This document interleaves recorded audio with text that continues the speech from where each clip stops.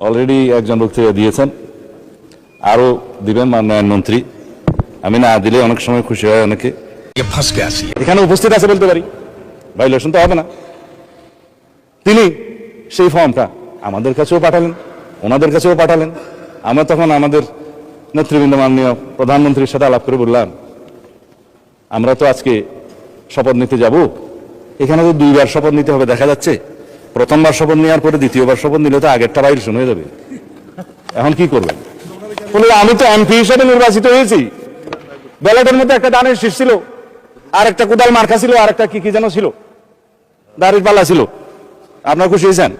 ঠিক আছে, দাড়ির পাল্লাও ছিল।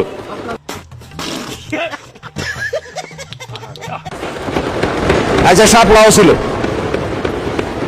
না? ওনার আসনে শাপলা দাঁড়ায় নাই, ওনার আসনের শাপলা কুলি দাঁড়ায় নাই, ঢাকা 17-তে ছিল না, সেজন্য না ওনার আসনে দাঁড়ায় না, ঢাকা 17-তে দাঁড়ায়।